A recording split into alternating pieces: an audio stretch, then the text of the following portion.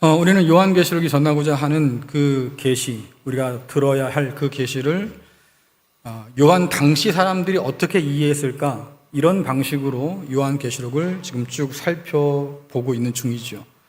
오늘로서 52주, 딱 1년 됐어요. 제가 설교를 요한계시록만 1년을 했는데 아직 2번 이상이 남은 것 같아요. 곧 끝나겠지만 그래도 끝은 온다, 이런 소망을 가지시고 길을 기르면 좋겠고요. 또 한 가지는 요한계시록을 마친 이후에 제가 설교 계획을 좀 세워보는데 로마서 강의를 할 생각이었거든요. 근데 내일부터 새벽 본문이 또 로마서예요. 그래서 겹치겠다, 관둘까 하다가 그냥 마음 먹은 김에 하려고 합니다. 제가 왜 먼저 이 말씀 드리냐면 제가 먼저 결단을 좀 해야 돼요. 요한계시록 해보니까 좀 힘들더라고요. 많은 것들을 공부해야 됐고 또 여러 가지를 생각을 많이 했었기 때문에 로마서도 그러지 않을까. 하지만 새 창조에 관한 이야기를 들었으니 그리스도 예수의 복음에 관해서 다시 한번 듣는 것도 좋겠다 싶어서 로마서 강해를 지금 계획 중에 있습니다. 여러분 위해서도 기도해 주기를 부탁드리겠습니다. 1년 동안 지나오면서 요한 당시의 사람들이 이 계시를 어떻게 이해했을까, 여기에 포커스를 많이 맞췄다고 그랬죠. 그 다음에 이렇게 드러나는 게 있어요. 신천지의 거짓말, 또 이단 사이비들의 그런 거짓말, 또 시한부 종말론자들이 주장했던 그런 해괴망측한 것들에 대한 주장이 얼마나 거짓된 것인가를 우리가 하나하나 지금 깨닫게 되고 있는 거죠. 이제 마지막까지 우리가 갈 텐데 가면서 조금 더 하나님께서 우리에게 주시고자 하는 그 나라, 새하늘과 새 땅, 그 하나님의 나라가 보다 더 선명하게 우리 마음 가운데 남으면 좋겠습니다. 지난주일 말씀을 통해서 요한이 전하는 하나님의 오랜 꿈이 뭔가를 살펴봤는데, 혹시 여러분들 하나님의 오랜 꿈이 뭔지 기억은 나십니까? 뭐였죠? 하나님의 오랜 꿈 뭐였어요? 왜 저를 자꾸 시험에 들게 하시죠? 일주일밖에 안 지났잖아요. 그렇죠? 어떤 권사님은 연세가 80이 넘으셨는데 제 설교를 3번을 돌려듣는데요. 3번을 돌려듣고 나면 조금 이제 이해가 되겠다고 그렇게 노력하는 분도 계신데, 여러분들처럼 그렇게 젊으신 분들이 자, 다시 한번 기억을 더듬어서 하나님의 오랜 꿈이 뭐였죠? 뭐가 나왔어요 지금. 뭐라고요? 누가? 네. 자, 정답 말씀해 주셨습니다. 기억을 더듬으면 집을 왜 짓는다고 그랬어요? 집을 왜 지어요? 집을 지어놓고 세간살이 다 집어넣고 그 다음 빠이빠이 하려고? 아니잖아요. 이제는 세간살이 다 집어넣었으니까 들어가 살아야죠. 그렇죠? 집은 그래서 짓는 거예요. 하나님께서 새하늘과 새 땅을 창조하시고 만물을 회복시켜서 뭐 하려고 하실까? 우리와 함께 하시려고. 이게 하나님의 영원한 꿈이었고 마침내 그리스도 예수 안에서 이루어져 가고 있고 주님 오실 그날에 완성하실 그 나라라 그 말이죠. 그래서 영원히 우리와 함께 하시고 싶어서 하나님께서는 아들을 아끼지 않고 내어주셨다, 성경은 말하고, 그 아들을 안에서 우리와 새 언약을 맺으셔서 저와 여러분을 이제는 백성이 아닌 자녀로 우리를 양자 삼아 주셨다라고 말씀하셔요. 그래서 집을 짓고 가족이 함께 머무는 것처럼 하나님께서는 새 창조를 이루시고 자녀된 우리를 불러서 함께 그곳에 머물기를 원하신다. 이것을 신약에서 뭐라고 표현하냐면 독생자이신 주님과 함께 아버지의 집에서 좋은 모든 것을 함께 누릴 거다. 요한계시록의 표현으로 하자고 하면 그래서 우리 주님과 함께 성도 모두가 다 왕노릇 할 거다라고 말씀하시고, 오늘 요한은 이 놀라운 비전을 새 예루살렘 환상을 통해서 우리에게 전해주고 있는 거예요. 요한계시록 결론부에 관해서 몇 번 말씀드렸지요. 그림 하나 보여주세요. 그래서 늘 요한계시록은 대조를 통해서 우리에게 뭔가를 메시지를 증거하는데요. 충성된 증인에 관한 이야기와 하나님의 뜻을 끝까지 대적한 자들이 2개가 다 등장합니다. 그 충성된 증인이 뭐냐라고 하니까 단장한 신부와 같은 존재들이고 성으로 따지자고 하면 도시로 따지자고 하면 새 예루살렘과 같다 이렇게 표현하는 거고요. 사단을 따라서 대적하는 사람들, 하나님께 대적하는 사람들은 누구냐라고 하니까 미혹하기 위해서 치장한, 활약에 치장한 음녀고 이것을 도시로 말하자고 하면 로마나 바벨론과 같다. 서로 다른 길을 택했으니까 결국 그 운명도 달라서 충성된 증인은 결국 하나님의 영광 가운데 들어가게 되겠지만 그러나 끝까지 대적했던 자들은 결국 망하게 된다. 이것이 대조를 통해서 우리에게 보여주는 두 엇갈린 운명이에요. 그 다음 사진 보여주겠습니까? 그래서 요한계시록은 두 가지의 결론을 가지고 있는데 17장부터 20장 이미 살펴봤지요. 악에 대한 하나님의 심판, 모두가 다 불못에 떨어지고 그래서 하나님의 새 창조 안에는 바다가 없다. 옛날 바다가 아니라 지금 동해안 그런 보는 바다가 아니라 악의 상징으로서의 바다가 없다 말씀하셨어요. 그리고 이제 살펴보는 21장부터는 새 창조와 새 예루살렘에 관한 이야기를 통해서 하나님의 영광을 우리에게 전해주고 있는 거예요. 요한계시록의 새 예루살렘 이 환상은 에스겔이 본 환상, 성전 환상을 생각나기도 하는데 에스겔이 환상 가운데 본 성전에 이름이 붙어 있죠. 여호와 삼마라고 하는 이름이 붙어 있는데 이것을 번역하니까 여호와께서 거기에 성전에 계신다라는 뜻이겠고 이것을 다른 말로 번역하자고 하면 여호와 임마누엘 하나님께서 우리와 함께 계신다라는 의미로 번역할 수도 있겠다. 다시 말씀드리면 하나님의 오랜 꿈, 우리와 함께하고자 하는 그 꿈이 이루어지고 있다라고 하는 거예요. 새 예루살렘은 친히 하나님께서 임재하여 계신데 그 영광이 얼마나 큰지를 오늘 우리가 읽은 말씀에서는 두 가지로 표현하고 있습니다. 하나는 다양한 보석을 가지고 표현하고 있고요. 또 하나는 12라고 하는 숫자를 가지고 우리에게 전해주고 있어요. 자, 요한계시록 21장 9절에서 11절 말씀 같이 읽겠습니다. 시작. 7 대접을 가지고 마지막 7 재앙을 담은 7 천사 중 하나가 나와서 내게 말하여 이르되 이리 오라. 내가 신부 곧 어린 양의 아내를 내게 보이리라 하고 성령으로 나를 데리고 크고 높은 산으로 올라가 하나님께로부터 하늘에서 내려오는 거룩한 성 예루살렘을 보이니 하나님의 영광이 있어 그 성의 빛이 지극히 귀한 보석 같고 벽옥과 수정같이 막더라. 아멘. 7 대접을 가지고 7 재앙을 담은 7 천사 중에 하나는 이미 우리가 살펴봤어요. 이 천사를 통해서 바벨론이 멸망한다는 소식을 전해 들었습니다. 이제 그 천사가 똑같이 나타나서 뭐라고 그러냐면 내가 너에게 어린 양의 아내, 어린 양의 신부를 보여줄 거야. 그리고는 높은 데 올라가서 보게 했는데 본 건 뭡니까? 새 예루살렘이 하나님께로부터 땅으로 내려온다. 우리가 생각하는 천국은 그동안은 가는 나라였어요. 그렇죠? 간 나라. 돈으로도 못 가는 나라였잖아요. 간다고 생각했는데 그러나 요한계시록이나 신약에서 우리에게 전해주는 천국은 와요. 하나님께서 새 하늘과 새 땅을 만드셔서 만물을 회복시키시고 그러니 우주가 사라지는 게 아니라 그 말이에요. 여전히 이 땅과 이 하늘과 모든 것들은 다 있겠지만 이전과 달리 이제는 회복된 곳이어서 하나님께서 새 에덴을 만드시고 새 예루살렘을 만드셔서 우리 가운데 내려와 임하신다라고 해요. 그래서 그 하나님께서 하늘로부터 내려오셔서 새 예루살렘 가운데 계시는데 그 영광이 얼마나 대단하고 놀라운지 마치 보석처럼 빛난다. 하나님의 영광이 흘러 넘치고 충만해서 말입니다. 보석처럼 빛난다라고 얘기하지요.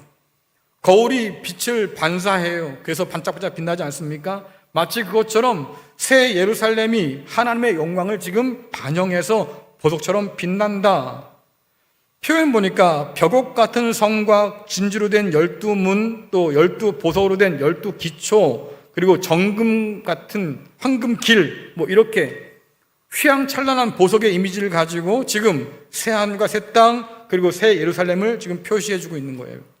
자, 요한계시록 21장 18절부터 21절까지 같이 읽겠습니다. 시작. 그 성곽은 벽옥으로 쌓였고 그 성은 정금인데 맑은 유리 같더라. 그 성의 성곽의 기초석은 각색 보석으로 꾸몄는데 첫째 기초석은 벽옥이요, 둘째는 남보석이요, 셋째는 옥수요, 넷째는 녹보석이요, 다섯째는 홍마노요, 여섯째는 홍보석이요, 일곱째는 황옥이요, 여덟째는 노곡이요, 아홉째는 다망옥이요, 열째는 비치옥이요, 열한째는 청옥이요, 열두째는 자수정이라. 그 12문은 12진주니 각 문마다 한 개의 진주로 되어 있고 성의 길은 맑은 유리 같은 정금이더라. 아멘. 말씀 나누기 전에 한 가지만 여쭤볼게요. 여러분들, 천국에 있는 혹은 지금 말씀하시는 새 예루살렘 안에 문들이 있다고 그러는데 12개의 문이 있다고 그러잖아요. 근데 그 말씀을 보니까 그 문 하나가 진주 하나로 되어 있대요. 여러분 집에 가면 보석함에 진주 하나쯤 다 있죠? 네, 있어요? 그 진주 알이 얼마나 큽니까? 네, 그렇죠. 그 진주가 얼마나 큰지 문을 만들 만큼 크다 그 말이에요. 그러면 그만한 진주가 있을까요? 없을까요? 있어요? 없어요? 있을 수가 없어요. 그 얘기는 뭐냐면 이것은 상징적으로 읽어야 한다 그 말이에요. 진짜 진주로 만든 문이 있다는 게 아니고, 종종 여러분들 천국을 보고 왔다고 하는 분들 간증을 들어보면요, 이런 얘기 그대로 하죠. 하나님 말씀이 틀림없어. 왜요? 거기 가보니까 진주문이 있고요, 황금길을 거닐다 왔대요.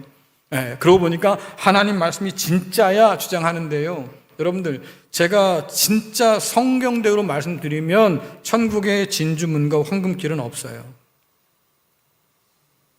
전 목사가 또 드디어 맛이 갔나 보다, 더 없다 보니까 이상한 소리 한다, 천국에 분명히 진주문이 있고 황금길이 있다고 그러는데 왜 저 양반은 없다고 그러느냐. 없어요. 오늘 말씀에 뭐라고 그럽니까? 12진주문 보석으로 된 12기초석 황금길, 천국이 아니라요, 지상에 강림한 새 예루살렘 안에 있다고요. 다시 말하면 어린 양의 신부인 교회 공동체의 영광을 표현하기 위해서 상징적으로 사용한 것들이에요. 그러니까 그들이 가서 봤다는 건 거짓말이다. 인터넷에 떠도는 천국과 지옥 간증 되게 많은데요, 현혹되지 말라 그 말이에요. 천국에 진주문이나 황금길은 없어요. 또 없는 게 뭐가 있을까요? 개털모자도 없어요.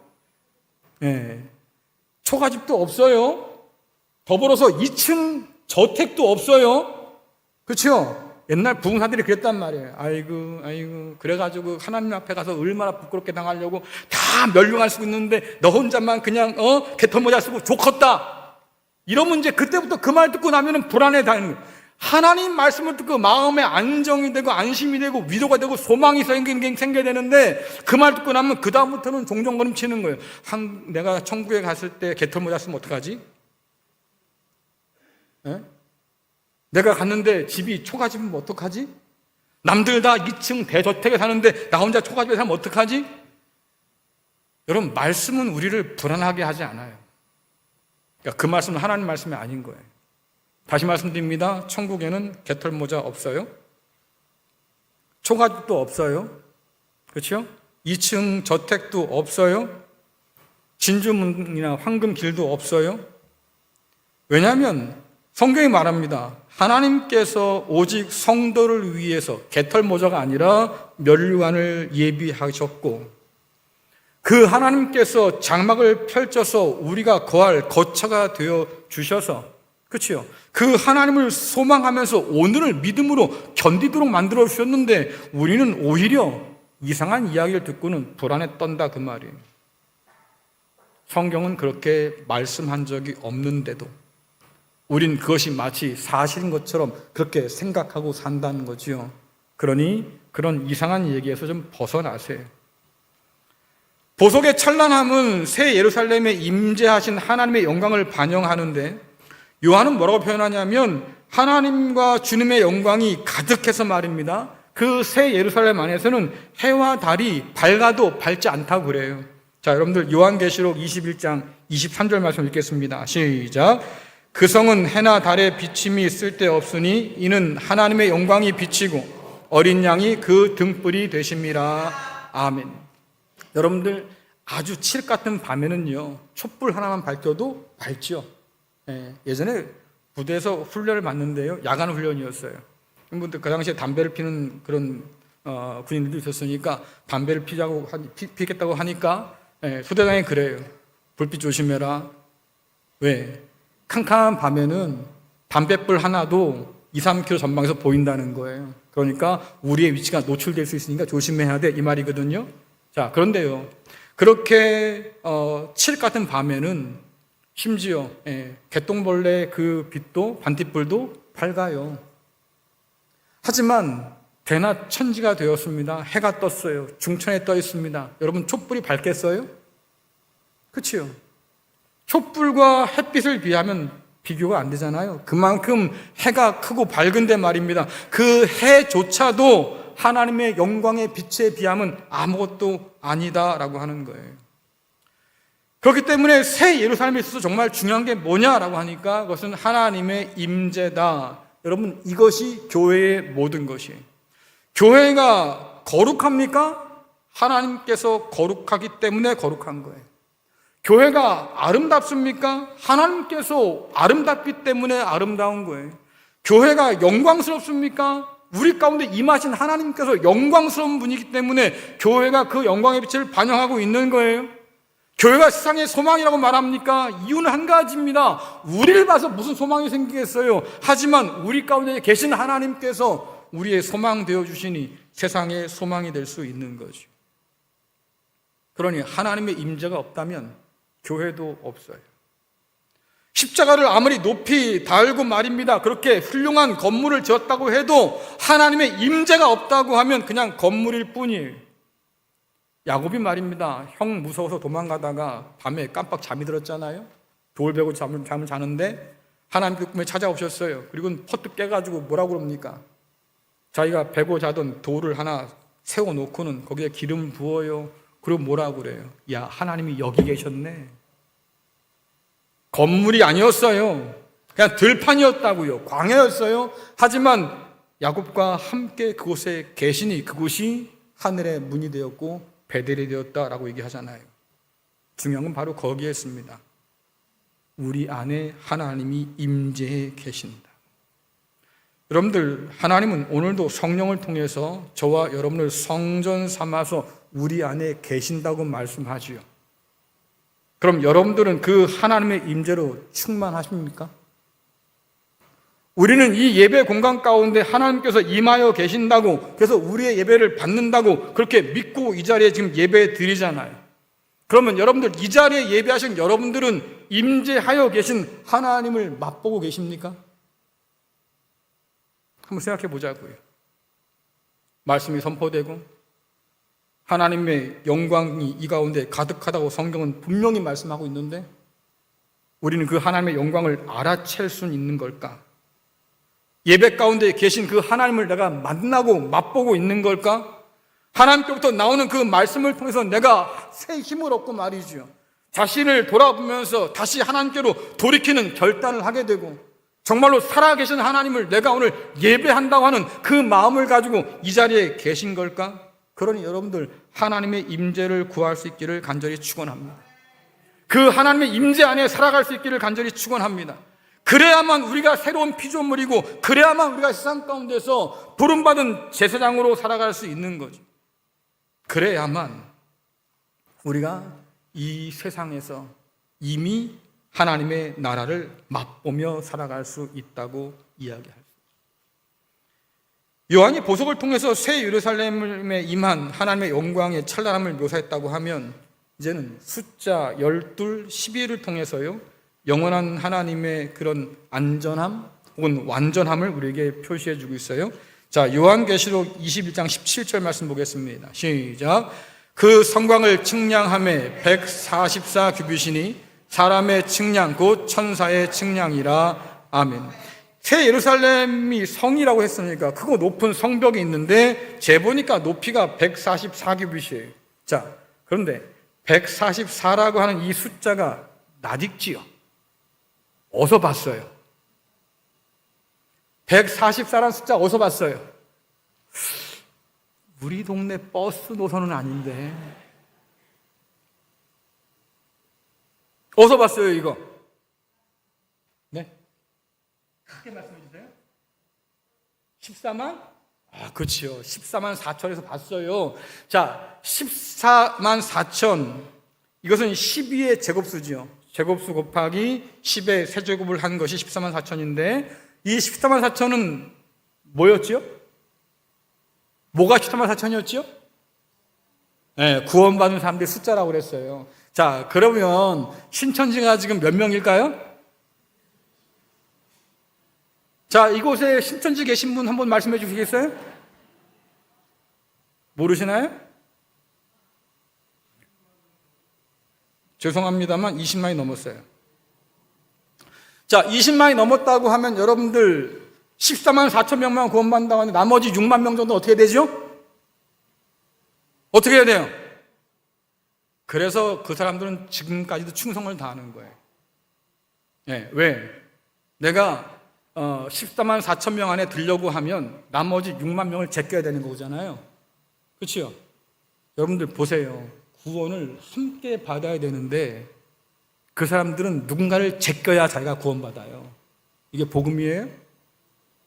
복음은 그렇게 말씀한 적이 없다. 자, 14만 4천 명은 구원받는 사람의 상징이라고 말씀드렸습니다. 이것을 다르게 표현하면 셀 수 없는 큰 물이 이렇게 표현하기도 해요. 요한계시록 안에서는.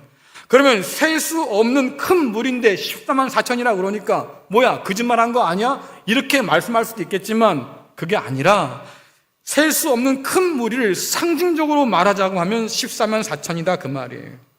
자, 그런데 성벽이 144규빗이에요. 다시 말씀드리면 새 예루살렘의 성곽의 높이가 12의 제곱이다라고 하는 것은 하나님의 임재 안에서 그들이 안전하다. 왜? 그 성벽이 단단하고 든든하니까. 그래서 안전함을 우리에게 보여주는 거예요.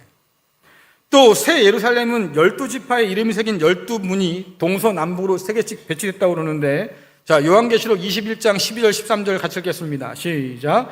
크고 높은 성곽이 있고 12문이 있는데 문에 12천사가 있고 그 문들 위에 이름을 썼으니 이스라엘 자손 12지파의 이름들이라. 동쪽의 세 문, 북쪽의 세 문, 남쪽의 세 문, 서쪽의 세 문이니. 아멘. 이 문의 배열들을 보면 그림 하나 생각납니다. 보여주세요. 네, 광야를 걷던 이스라엘 백성들이 머물 때 저렇게 머물렀어요. 성막을 중심으로 해서 세 지파씩 동서남북 12개를 배열했다고 한 얘기죠. 그래서 지파가 이렇게 배열이 되고 그 가운데 성막 안에 하나님께서 임재하고 계시는데, 중요한 건 뭐냐면 그렇게 하나님께서 임재해 계신 저 모습을 뭐라고 표현하냐면 여호와의 군대다라고 표현해요. 진을 이루어서 만들었으니까 군대처럼. 그래서 너희는 여호와의 군대다, 그렇게 말하고, 또 한 가지는 성막을 중심으로 해서 그들이 둘러 진쳐 있습니다. 하나님을 섬긴 자로 있기 때문에 저들은 제사장 민족이에요. 다시 말하면 하나님께서 그 백성 가운데 거하여 계심으로 그들의 정체성이 결정되는 거죠. 제사장 민족이기도 하고 여호와의 군대라고 불리기도 하고. 그렇다고 하면 새 예루살렘 역시 12문이 그렇게 배열되었다고 하는 것은 하나님께서 임재하여 계심으로 그 정체가 결정된다고 하는 거예요. 다시 말씀드리면 교회의 정체성이라고 하는 것은 결국 우리 스스로 결정할 수 있는 것이 아니고 우리 가운데 임하여 계신 하나님으로 결정된다. 하나님께서 우리 안에 계시면 우리가 하나님의 자녀예요. 하나님께서 우리 안에 계시면 우리가 그리스도 예수의 군사예요. 하나님께서 우리 가운데 계시면 우리가 그리스도 예수의 제자예요. 하나님께서 우리 가운데 계시면 우리가 새 예루살렘이에요. 그러니 하나님의 임재 없이는 교회도 없어요. 하나님께서 우리 가운데 계시지 않으면 우리는 아무것도 아닌 거예요. 아무리 우리가 십자가를 세워놓고 건물을 세워놓고 말입니다, 이렇게 모인다고 해도 하나님의 영광의 임재가 없다고 하면 우리는 빈 껍데기에 불과하다 그 말이에요. 여러분들, 이스라엘 백성들이 말입니다, 하나님만을 섬기고 하나님께만 예배 드렸을 때 하나님 뭐라고 말씀하십니까? 야, 너희는 내 백성이야 라고 말씀하신다 그 말이죠. 근데 그들이 우상에 빠져 살면 뭐라고 그래요? 야, 네 백성 이렇게 말씀하셔요. 왜? 나랑 관계없다는 얘기잖아요. 우리가 하나님의 백성으로 살 수 있는 유일한 것은 딱 하나밖에 없어요. 하나님의 임재 안에 머물 때. 새 예루살렘은 12사도의 이름이 새겨진 12보석이 있다고 했습니다. 기초석으로. 자, 요한계시록 21장 14절 같이 읽겠습니다. 시작. 그 성의 성곽에는 12기초석이 있고 그 위에는 어린 양의 12사도의 12 이름이 있더라. 아멘. 아까 우리 살펴봤습니다. 12기초석의 그 보석의 이름들을 다 살펴봤어요. 제가 읽다가 이렇게 보니까 수호하신 분이 그 보석 이름을 다 하시더라고요. 근데 깜짝 놀랐어요. 저도 처음 들어보는 이름이 이렇게 많은데 그걸 다 수어로 번역하셨어요? 너무 감사한데. 어쨌든 12지파의 이름을 가진 12문은 여러분들 구약의 성도를 상징해요. 아브라함과 다윗의 언약 안에서 하나님의 백성으로 부름받은 사람들. 반면에 12사도의 이름을 새긴 12기초석은 신약의 성도들을 의미하지요. 이들은 아브라함과 다윗의 자손인 예수 그리스도 안에서 새 언약을 맺어서 하나님의 자녀로 부름받은 사람들이에요. 그러면 구약의 12지파, 신약의 12사도 합치면 뭐예요? 합치면 뭐가 될까요? 12 더하기 12? 24잖아요. 그렇죠? 24 많이 들었지요? 어디서 들었지요? 아, 감사합니다. 버스 노선 또 나올 줄 알았어요? 24장로예요. 하나님의 보좌 주변에 둘러있던 24장로. 그들이 누구냐? 하늘의 성도와 땅의 성도를 대표하는 사람들. 결국 교회 공동체를 표현하는 일이잖아요. 이게 뭐겠어요? 구약의 성도와 신약의 성도가 하나님 안에서 하나가 되어서 새 예루살렘을 이룬다. 교회 공동체가 되었다. 이런 뜻이에요. 요한은 새 예루살렘의 한 변의 길이가 12,000 스타디온이라고 그러는데, 자, 요한계시록 21장 16절 같이 읽겠습니다. 시작. 그 성은 네모가 반듯하여 길이와 너비가 같은지라 그 갈대자로 그 성을 측량하니 12,000 스타디온이요 길이와 너비와 높이가 같더라. 길이와 너비와 높이가 같다고 한 얘기는 뭐냐면 정육면체란 뜻이에요. 근데 한 면의 길이가요. 한 변의 길이가 약 12,000 스타디온. 1스타디온의 그 길이를 따지면 환산하면 185m라고 그러니까 이거를 한 변을 다시 환산하면 새 예루살렘은 한 변의 길이가 2220km예요. 자, 그럼 다시 한번 질문 던질게요. 여러분들, 한 변의 길이가 2220km. 2200km인 여러분들 건물이 있을 수 있을까요? 상상을 초월하잖아요. 그러니 또 저 양반이 믿음이 없어 그렇지 하나님이면 당연히 짓지 이렇게 생각할 수 있는데 그게 아니고 이것조차도 상징적으로 쓰였다라고 하는 거예요. 말씀드렸잖아요.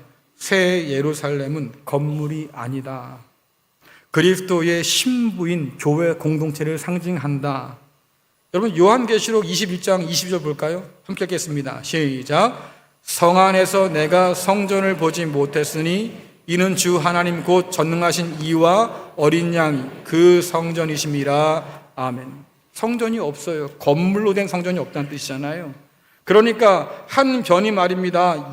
2220km인 건물도 없는 거예요. 그런 건물을 말하고 싶은 것이 아닌 거지요. 그러니 천국에는 혹은 새하늘과 새 땅, 새 예루살렘에는 말입니다. 없는 게 너무 많아요. 바다도 없어요. 개털모자도 없어요. 총아집이나 2층 저택도 없어요. 그렇죠? 오늘 말씀 보니까 성전도 없어요. 자, 그러면 새 예루살렘이 건물로 지어진 게 아니라는 것을 우리가 이해하겠는데 성전이 건물이 아니라는 사실은 신약 성경을 이해하는데 또 성전을 이해하는데 아주 중요합니다. 요한계시록 기록될 당시에 예루살렘 성전이 없었어요. 예수님께서 한 30년 정도 그때에 십자가 지고 돌아가신 이후에 40년이 지나서 기원 후 주후 70년이 되었을 때 그때 로마에 의해서 모든 예루살렘이 다 무너져 버렸습니다. 주께서 말씀하셨잖아요. 주님, 이렇게 훌륭한 건물을 보셨습니까? 어마어마하지요. 그러니까 주께서 야, 이거 다 무너진다 하셨는데 그 말씀대로 로마가 와서 다 무너졌어요.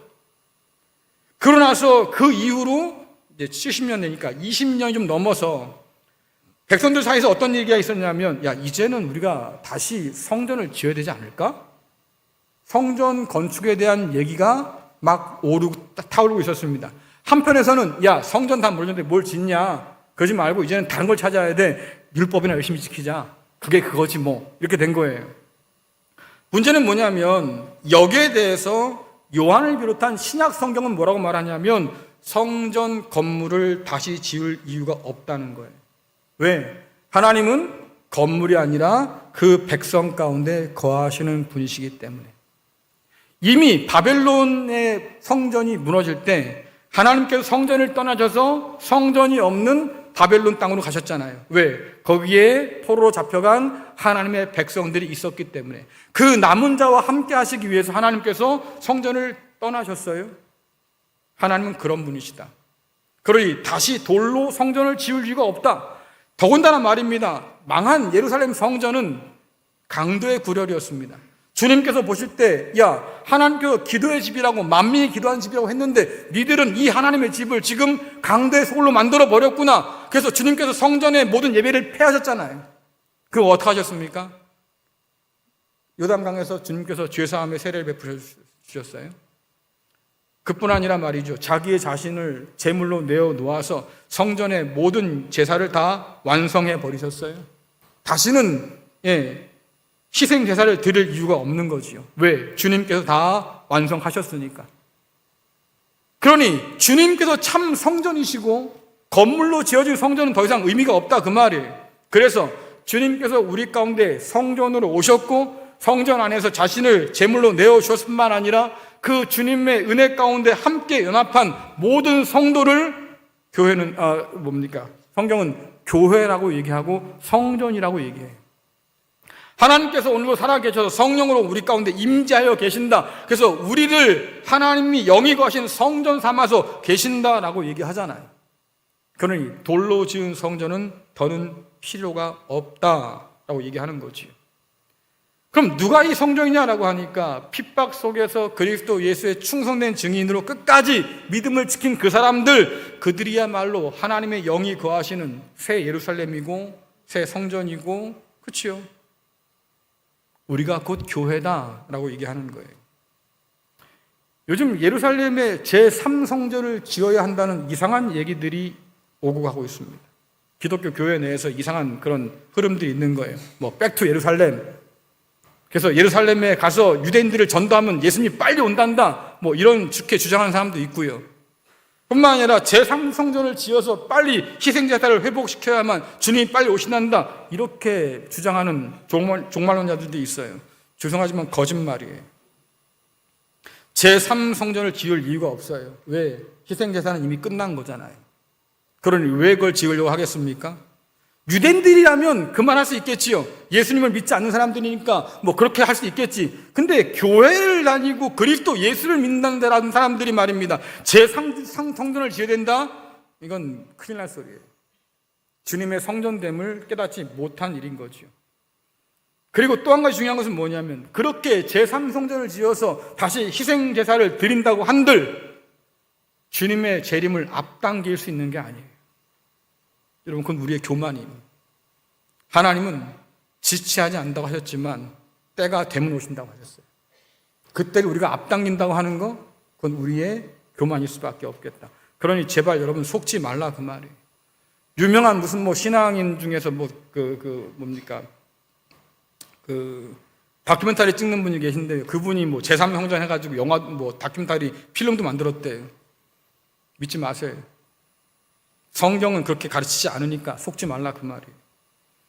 여러분들, 예수 그리스도와 연합한 우리가 교회예요. 하나님의 영이 우리 가운데 거하시면 우리가 성전이에요. 자, 옆에 계신 분들에게 한번 알려주세요. 당신이 성전이에요. 나는 교회예요. 내가 그 교회고 성전인 거예요. 왜? 하나님께서 임재하여 계실 때. 그러니 여러분들, 가로 세로 높이가 1만 2천 스타디온이다. 이 얘기는 결국 뭡니까? 교회 공동체 가운데 임재하신 하나님이 완전하신 분이시다. 그 완전함으로 인해서 교회도 완전하다, 아름답다라고 말씀하는 거죠. 다시 말씀드리면 교회는 오직 하나님의 임재 안에 있을 때 안전하고, 하나님의 임재 안에 있을 때 거룩하고, 하나님의 임재 안에 있을 때만 우리는 아름답고 온전할 수 있겠다. 그러니 저와 여러분이 구해야 될 게 뭐겠어요? 다른 거 구하지 마세요. 하나님, 우리 가운데 임하여 주십시오. 하나님의 임재를 구하고 그 영광 가운데 사는 것이 복인 것을 믿으시길 간절히 축원합니다. 그렇다면 누가 이 새 예루살렘의 영광과 아름다움을 다 누릴 수 있을까? 오늘 본문 마지막에 보면요, 두 사람이 비교되어 있습니다. 새 예루살렘에 들어가는 자와 들어가지 못한 자가 대조되어 있어요. 자, 요한계시록 21장 24절 27절 같이 읽겠습니다. 시작. 만국이 그 빛 가운데로 다니고 땅의 왕들이 자기 영광을 가지고 그리로 들어가리라. 낮에 성문들을 도무지 닫지 아니하리니 거기에는 밤이 없습니다. 사람들이 만국의 영광과 존귀를 가지고 그리로 들어가겠고, 무엇인지 속되거나 가증한 일 또는 거짓한 말한 자나 결코 그리로 들어가지 못하되 오직 어린 양의 생명책에 기록된 자들만 들어가리라. 아멘. 여러분 끝말 기억하세요. 오직 어린 양의 생명책에 기록된 자들만. 이건 정해진 거예요. 이 틀을 우리가 깰 수가 없는 거예요. 하나님께서 그렇게 하기로 작정하시고 그 범위를 정해 놓으신 거예요. 오직 생명책에, 어린 양의 생명책에 기록되는 사람들만. 그럼 도대체 그들이 누구냐라고 하는 거죠. 자, 첫 번째 창조 때 하나님께서 에덴 성전을 만들어 놓으시고 아담과 하와를 제사장으로 불러주셨는데 이들이 타락했어요. 뱀의 거짓에 속고 뱀을 용납하고 말입니다. 결국 어떡합니까? 하나님이 아담과 하와를 쫓아내고요, 에덴 성전을 문을 닫아버렸어요. 그렇지요? 화염 칼을 가지고 천사들 세워서 지키게 해서 누구도 출입하지 못하도록 아예 닫아버렸다 그 말이에요. 근데 오늘 말씀 보니까요, 새 창조 이후에 새 에덴인 새 예루살렘이 내려왔는데 그 성에 12문이 있는데 말입니다. 다 열어놨다. 활짝 열렸다. 하나님의 영광으로 충만하기 때문에 거기에는 속된 것, 가증한 것, 거짓말하는 것, 소위 말하는 뱀과 우상과 거짓된 것들이 들어설 자리가 없다. 들어설 수가 없지요. 이미 다 망했으니까. 오직 어린 양의 생명책에 기록되어 있는 남은 자들만 그곳에 들어가서 하나님의 영광을 맛보며 살 수 있겠다. 이전에 바벨론에게 충성했던 사람들은 말입니다, 내가 뭐 더 얻어낼 게 없을까 해서 충성하는 척했지만 이제 하나님을 아는 사람들은 말이죠, 그들이 가진 영광과 존귀를 하나님께 자발적으로 가져와서 올려드린다. 심지어 나중에 보면 어떤 말씀 나오냐면 우리가 가진 멸관까지도 다 주님께 돌려드린다. 모든 영광이 다 하나님 겁니다라고 인정하는 사람들로 가득하다. 그러면 새 예루살렘에 들어갈 자와 들어가지 못할 자의 이 대조는 왜 시켜놨을까? 여러분, 요한계시록을 읽어야 했던 그때 그 사람들, 그리고 지금 우리들, 다시 말해서 이 편지를 읽어야 했던 모든 교회와 성도들에게 말하는 거예요. 그날이 다가오니 준비해라. 그날이 반드시 올 테니 깨어 있어라. 성령을 통해서 우리 가운데 임재하신 하나님의 영광 아래 살아갈 그날이 올 테니 지금부터 준비해라. 왜 이런 말을 했겠어요, 여러분들? 여전히 흔들리는 사람이 있었기 때문에. 황제 앞에 절하고 살까? 우상을 섬기면 좀 더 편해질까? 내가 유대교 하나님을 믿을 때는 이런 핍박받지 않았는데 예수를 믿으니까 이런 핍박받는구나. 뭐 하나님이 있는 게 거기서 거기면 차라리 유대교로 다시 내가 돌아갈까? 예수 버리고? 이렇게 흔들리는 사람들이 여전히 있었다. 그래서 히브리서는요, 이런 우리들에 대한 염려를 감추진 않아요. 자, 히브리서 4장 1절 말씀 읽어보겠습니다. 시작. 그러므로 우리는 두려워할지니 그의 안식에 들어갈 약속이 남아있을지라도 너희 중에는 혹 이르지 못할 자가 있을까 함이라. 너희가 뭡니까? 교회 공동체 안에는 여러분들이라 그 말이에요. 근데 여러분 가운데서 이 영원한 안식 가운데, 그 영원한 영광 가운데 들어가지 못할 수도 있지 않을까? 왜? 흔들리니까. 자꾸 뒤를 돌아보니까, 세상과 하나님을 동시에 섬기려고 하니까, 돈과 하나님 앞에 같이 절하고 있으니까 이런 사람들이 많아지면 많아질수록 야, 이거 큰일 났다. 그 영광 가운데, 그 안식 가운데 들어가지 못할 사람이 있을 수도 있겠구나. 그러니까 이런 이야기를 하는 거예요. 바울의 표현에 의하면 여러분들, 지금 이 때는 은혜의 때라고 그러지요. 구원받을 만한 때라고 그럽니다. 왜? 아직 주님께서 오시지 않았으니까. 아직은 내가 주께 회개하고 돌이킬 기회는 남아있으니까. 문제는 뭐냐면 이런 우리의 발걸음을 잡아채는 게 뭡니까? 여전히 사단의 핍박과 유혹이 있다 그 말이에요. 그러니 성도가 교회를 다녀도 말입니다. 세상을 보고 살지 하나님 보고 살지 왔다 갔다 한다 그 말이에요. 잠깐의 고난을 견디고 말이에요. 영원한 그 나라를 바라보라고 성경 계속 말하는데 불구하고 우리의 마음은 그 잠깐의 고난이 괴로운 거지요. 그러니 타협하고 살까? 하나님 버리고 살까? 남들지 않도 편하게 좀 살까? 이런 마음으로 흔들리는 사람들이 많다. 그러니 그런 사람들이 영원한 안식에 들어가지 못할지 모르니 이런 이야기를 염려 가운데 쏟아놓을 수밖에 없는 거잖아요. 그러면 한번 생각해 보세요. 지금 우리에게 필요한 게 뭡니까?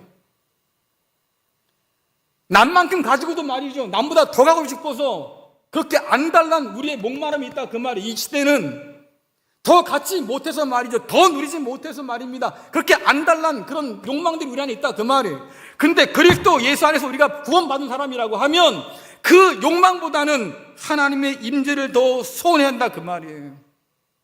하나님의 임재를 구하지 않고 이러면 어떻게 살겠어요? 네? 주 예수보다도 귀한 게 없다고 천연덕스럽게 그렇게 찬양을 불러놓고는 그래도 나는 돈이 좋다고 말이죠. 그 돈 앞에 세상 앞에 무릎 꿇고 산다고 하면 우리가 과연 신앙행위냐 그 말이에요. 그래서 지금 하는 얘기입니다. 하나님의 임재를 구하세요. 하나님의 영광 가운데 살아가세요. 우리가 이 세상을 이길 힘은 어디서 얻습니까? 우리가 잘나서 힘이 된 게 아니에요. 하나님께서 우리 가운데 임하여 계셔서 그 영광이 충만할 때 세상을 이기고 살 수 있는 힘이 생기지요.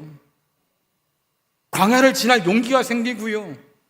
캄캄한 밤에도 말입니다. 걸어갈 힘이 생기지요. 왜? 하나님의 영광이 빛 대신 주님의 말씀이 여전히 우리를 인도하고 계시니 이 광야 같은 세상이라 할지라도 캄캄한 어둠의 세상이라 할지라도 우리가 살아갈 희망이 생기고 용기가 생기는 거예요. 그러니 하나님의 임재를 구하라고 계속해서 성경은 우리에게 도전하고 있는 거예요. 요한계시록을 시작하면서 여러분들 주님께서 뭐라고 말씀하십니까? 교회들아, 제발 교회에 하시는 성령의 말씀 좀 들어라.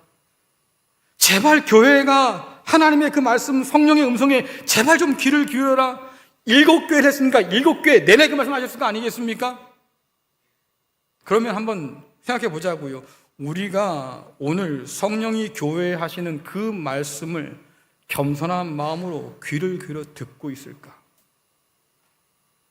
도대체 오늘 우리는 하나님 앞에 나와 있다고 하면서 무엇을 구하며 살까? 하나님의 임재를 구하며 살까? 성경은 분명히 약속합니다. 너희가 찾고 찾으면 내가 만나 줄 거야. 너희가 전심으로 나를 구하면 내가 만나 줄 거다. 그래요. 그러니 여러분들 이 약속 믿으시고요. 하나님의 임재를 마치 목마른 사슴이 시냇물 찾는 것처럼 그렇게 구하세요. 하나님, 내 인생에 임하여 주십시오. 하나님, 우리 자녀들의 삶 가운데 임하여 주십시오. 하나님, 우리 가정 가운데, 우리 직장 가운데, 우리 교회 공동체 가운데 하나님 임하여 주십시오. 그 하나님의 영광의 임재 가운데 우리가 살아갈 때 비로소 세상을 이길 힘을 얻을 수 있다고 하는 거예요. 그날은 분명히 와요. 주님께서 이렇게 강조하셨으니 그날은 반드시 올 거예요. 그때 우리가 어디에 서게 될까? 많은 사람들이 그럽니다. 그때 가봐야 알지요. 아니에요. 그러니 지금 하나님의 임재를 구하세요. 하나님의 임재만이 우리를 교회되게 하고 우리 가운데 계신 그 하나님의 능력만이 오늘 우리를 살게 하고 우리 가운데 주신 그 말씀만이 빛이 되어서 우리를 인도할 수 있어요. 그러니 그 하나님의 임재 안에 그 영광 가운데 믿음으로 살아가는 저와 여러분 될 수 있기를 간절히 축원합니다.